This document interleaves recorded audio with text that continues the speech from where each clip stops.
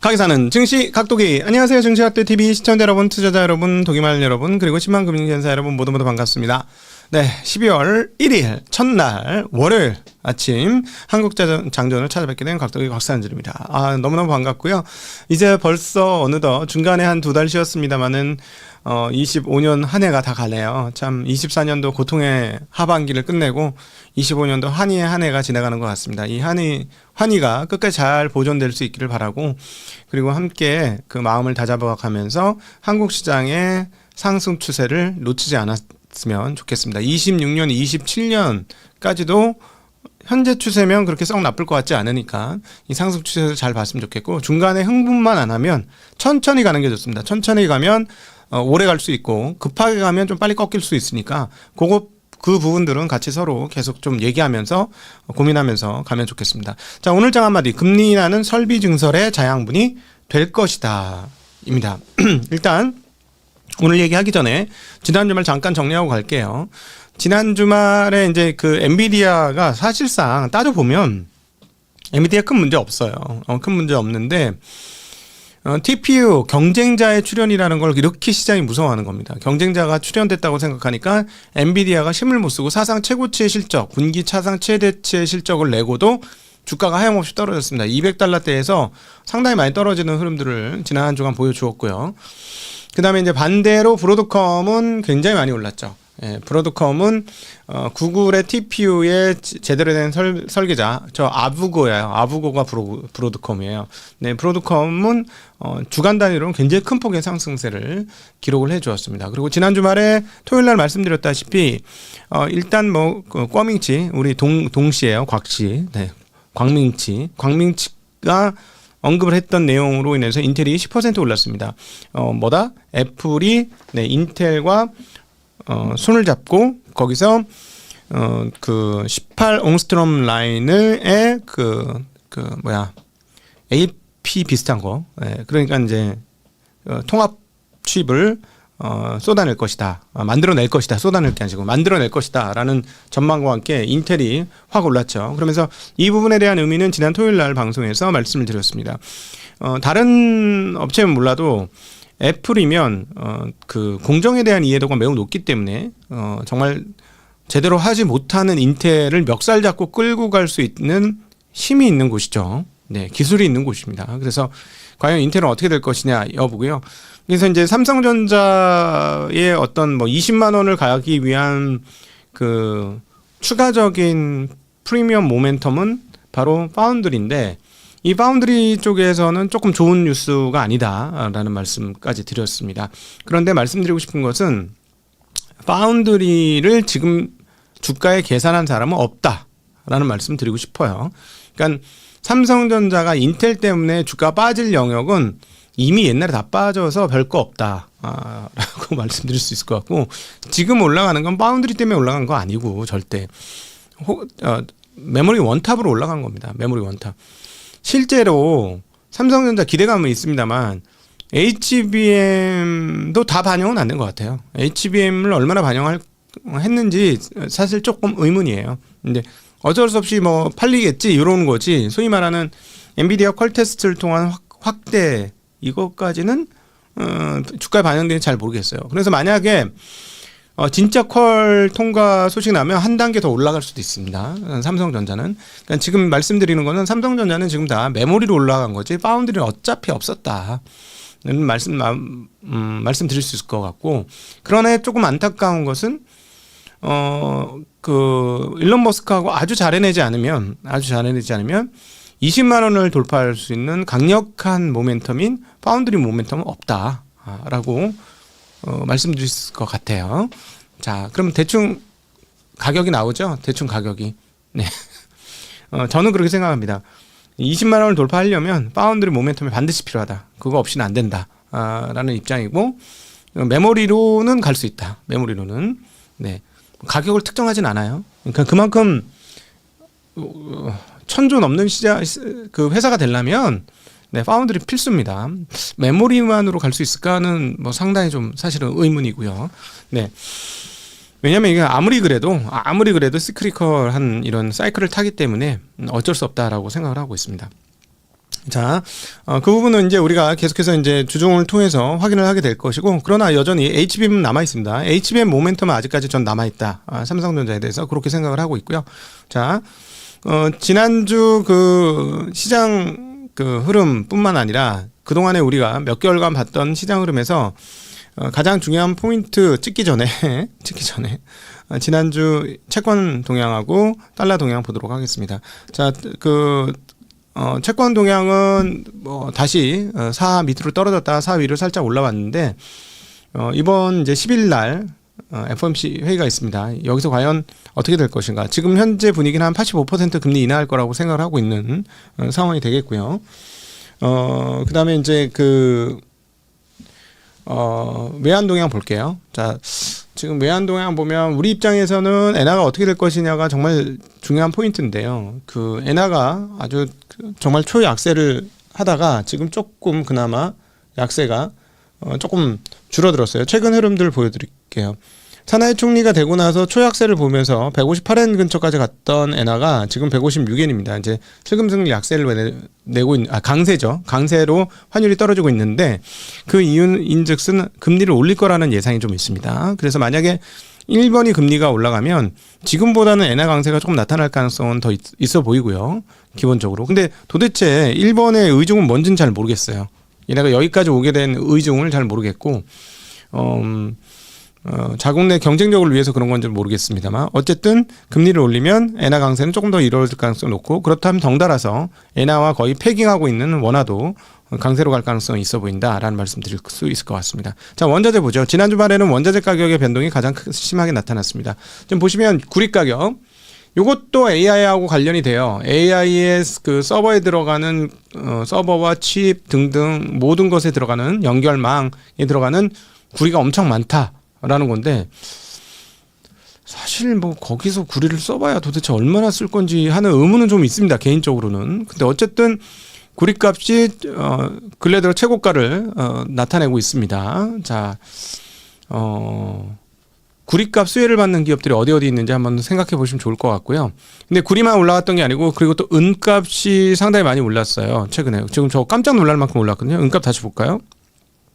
그래서 최근 흐름에서 은금 가격을 보면 은과 금을 비교해 봤을 때 은값이 단기적으로 최고치예요, 금값 대비. 네. 그동안에 막 금값 막 4,000불 향해 올라오기 전까지 3,000불 대에서는 은값하고 금값의 격차가 금이 강세인 흐름들을 보여주었거든요. 근데 지금 4,000불 돌파하고 나서 나타난 현상 중에 하나, 그리고 요 지난 한 주간의 핵심적 변화는 은값이 금값 상승률을 압도적으로 누르면서 오히려 격차가 뒤집어졌다. 이거 차트로 한번 보여드려야 되는데 차트를 안 준비했네. 하여튼 그런 흐름들을 나타내고 있다는 게 특징이 되겠습니다. 유가는 계속해서 지금 별로고요. 그 오펙에서는 뭐 내년도에 더 증산을 그만하자 뭐 이런 분위기인데, 제가 보기에는 지금 그 중국의 신재생 에너지의 증가 등등이 유가의 산방을 찍어 누르는 아주 큰 요인이 되고 있다라고 생각을 합니다. 자, 그 비트코인 관련해서 주말에 그 중국에서 나온 뉴스 한번 짚고 갈게요.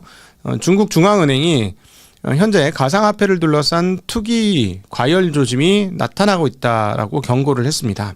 그리고 관련된 불법 행위를 강력히 단속하겠다라고 밝혔습니다.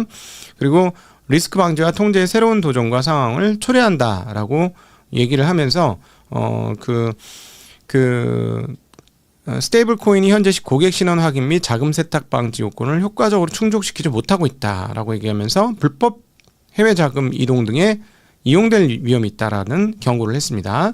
자, 지난번에 금값 한번 중국 그 상하이 황금거래소에서 얘기 나오고 나서 가격 빠진 거 기억하시죠? 그래서 이 나라가 뭘 하겠다고 하면 실제로 하는 것도 있지만 그 가치 있는 사람들이 정부가 이거 한대 하면 일사불란하게 거기에 대해서 쫙 반응하는 그런 흐름들을 보여주고 있습니다.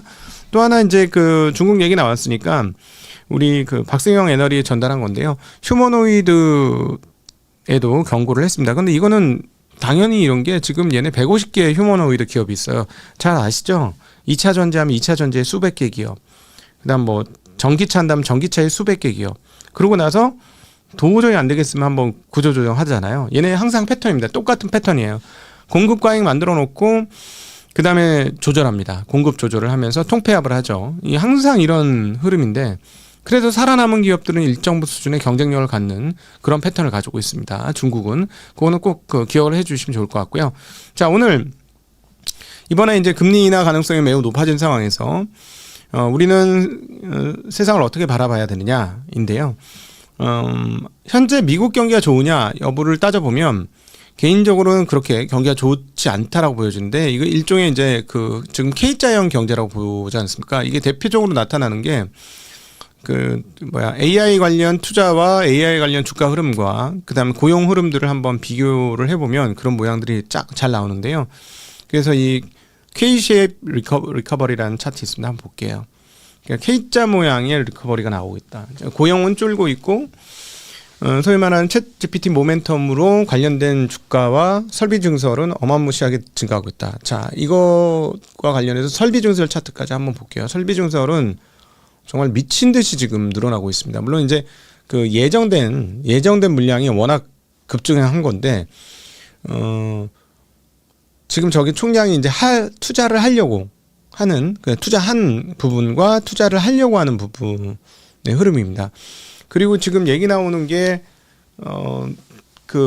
미국의 AI 대기업들이 투자를 하려고 하는 게 7천억 달러? 네, 이렇게 얘기해. 6천억 달러인가? 네, 하여튼 뭐 어마무시한 금액이 지금 써주고 있어요. 여기 설비 증설에. 아, 정말 대단한 금액인데요. 자, 그러면 현재 상황들을 어떻게 봐야 할 것이냐? 저희는 이제 계속해서 말씀드렸습니다만 우리는 부채의 바다 위에 떠 있다라는 표현을 했고 이 부채가 증가한 것으로 인해서 자산 가격이 상승한 겁니다. 네, 부채가 증가함으로 자산 가격이 상승했고 또 하나는 부채를 일으키는 메커니즘이 계속해서 돌고 있고 조만간에는 QT도 마무리될 걸로 예상이 됩니다. QT조차도. 자, 그러니까 이미 늘어난 총 통화량을 좀 줄이다가 이제 더 이상 안 줄이는 상황으로 간 거예요. 네, 그래서 결국 뭐냐면 통화의 양이 엄청나게 늘었기 때문에 돈 가치는 떨어진 거죠. 그 다음에 재화 가격은 모두 오른 겁니다. 네, 다시 한번 요 흐름 한번 볼까요? 이제 최근에 이제 점점 멈춰지는 흐름들이 좀 나타나는데, 잠깐만. 11월 26일 괜찮다. 네. 예. 보시면 이게 연준의 총 통화 흐름이에요. 통화 흐름이 줄다가 6조 5천억에서 멈췄어요. 9조까지 늘었던 거를 줄였는데 6.5조에서 줄었습니다. 그래서 이거 길게 보시면 통화량이 이렇게 엄청나게 늘었기 때문에 지난 몇 년 전에 비해서도 통화량이 50% 이상 늘었잖아요. 그럼 이 말인즉슨 뭐냐면 재화가 갑자기 늘어나는 건 아니니까 통화가 50% 늘어났으면 결국은 이게 시중으로 나왔다면 이 통화가 재화 가격도 50% 올라야 본전치기라는 거죠. 그렇죠? 근데 이제 문제는 뭐냐면 앞서 K자형으로 보여드렸던 것처럼 고용이 줄고 있거든요. 고용이 줄고 있어서 개인들의 소득 수준은 별로 좋아지지 않는다는 거죠. 그러니까 자산 가격 상승과 더불어서 인플레이션이 같이 발생합니다. 부채가 증가, 즉 총통화의 증가로 인해서 자산 가격도 상승을 하고 인플레이션도 일어났죠. 그래서 부동산 가격, 주식 가격이 다 오른 거예요. 그리고 또 인플레이션도 같이 폭발했어요. 근데요, 개인들의 소득이 증가해야 되는데 소득의 증가는 고용 쇼티지 상황이면 소득이 금방 증가합니다. 왜냐하면 더 많이 돈 주는 대로 사람들이 빨리빨리 이동할 수가 있어요. 왜냐하면 저기도 직장 있고 여기도 직장 있네? 이러면 바꿀 수가 있으니까. 근데 지금 고용이 감소하니까 이 상황에서 저기가 월급을 조금 더 준다는데 이거 잘못 옮겼다가 저기는 금방 잘못되는 거 아니야? 그냥 좀 덜 받더라도 여기 있자. 이런 생각을 할 수 있지 않습니까? 그러니까 실질적으로 개인 자산의 증가는, 개인 소득의 증가는 나타나지 않고 있는 거죠. 그런데 아까 말씀드렸지만 개인 소득의 증가가 이제 더뎌졌는데 자산 가격은 계속해서 상승하고 있고 인플레이션도 계속 되고 있습니다. 거의 3% 가까운 인플레이션이 되고 있죠. 그러니까 물건값은 계속 오르는데 월급이 안 올라. 그러면 뉴욕 핫도그가 원래 5,000원 했는데 10,000원을 해. 근데 내 월급은 예를 들자면 500만 원 받는 데서 600만 원 오르고 끝났어. 예. 그러면 실질 소득이 감소하는 거죠. 이번에 이제 그 추수감사절 연휴에 세일즈포스나 이제 아마존 등등이 뭐 매출이 엄청 늘었다라는 발표를 하는데 지금 세일즈포스 발표는 5.8% 증가예요. 자, 그러면 5.8% 증가가 진짜 증가냐? 라는 고민을 한번 해봐야 되겠죠. 앞서 말씀드렸듯이 모든 자산 가격 이제는 그 관세 등등으로 인해서 재화 가격을 올리기 시작하는 구간에 들어왔습니다. 제가 보기에는 그동안에는 눈치 보느라고 그랬지만 조금씩 제품 가격을 올리기 시작하죠. 그럼 아마 내년까지 계속 이어질 건데, 그러니까 5.8% 증가했다고 해도 표시 가격이 오른 게 있으면 매출 5.8%, 그러니까 제품 판매 숫자는 똑같은데 가격이 올라서 5.8% 매출 느는 게 되는 거잖아요. 그렇죠? 우리가 이제 매출이 는다는 거에서 여러분들이 꼭 생각하셔야 되는 게 인플레이션은 얼마인가예요. 네, 인플레이션. 그리고 그 인플레이션은 통합 인플레이션인데, 예를 들어 지금 중국 같은 경우는 인플레이션이 계속 밑으로 빠지잖아요. 왜 빠지나요? 거기는 집값이 빠지니까. 집값이 지금 3년, 4년째 계속 빠지고 있어요. 심지어는 2자릿수로 계속 빠지고 있습니다. 그러니까 인플레이션이 안 나타나는 거죠.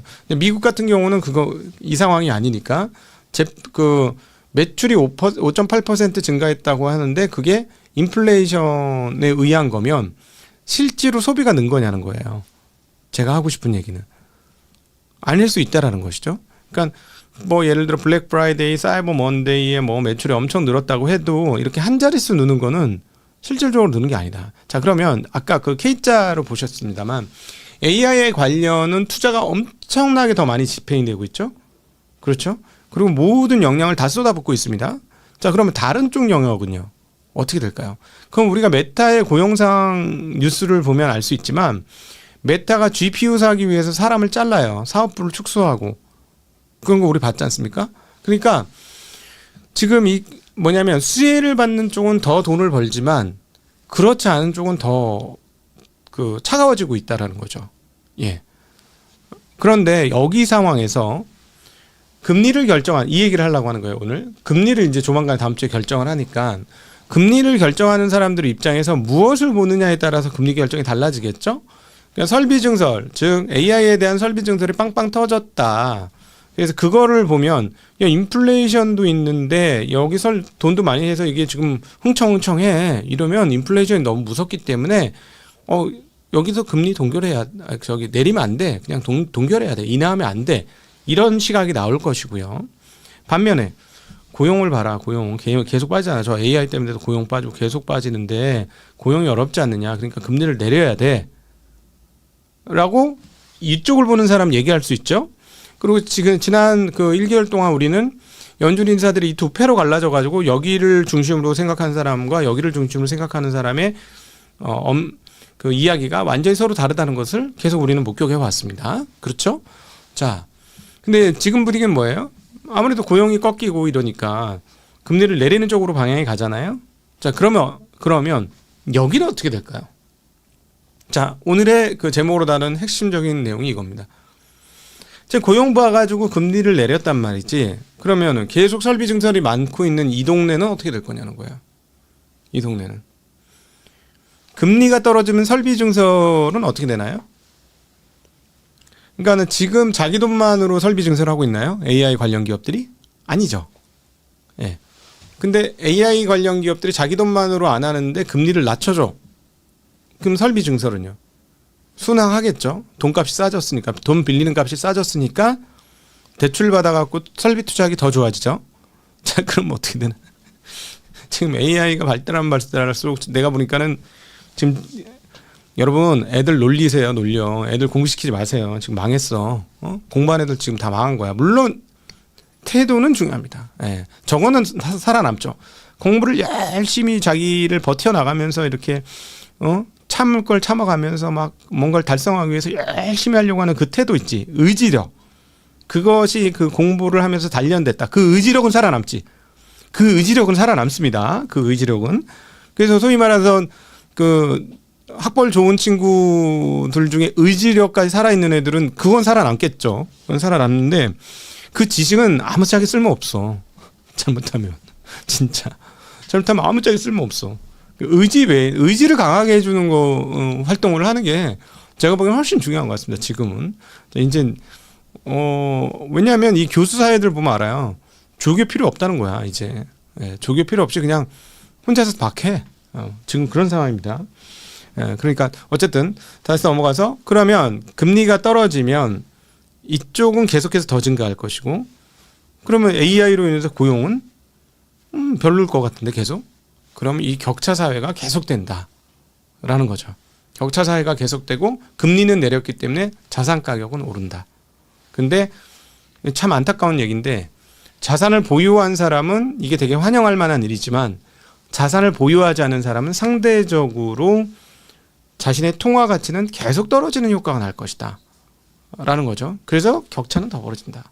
격차는 더 벌어진다. 그래서 주말에 곰곰이 생각해 봤어요. 일단 맘다니, 우리 홍기빈 선생님 말씀하셨는데, 맘다니 지지자들하고 트럼프 지지하고 겹치는 거 아시죠, 여러분? 예. 네. 되게 웃겨.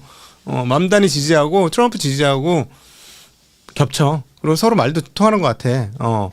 그런 상황이거든요. 왜 그런 일이 벌어졌을까? 왜 그런 일이 벌어졌을까? 지금 힘든 사람은 극단적 선택을 원하는 거예요.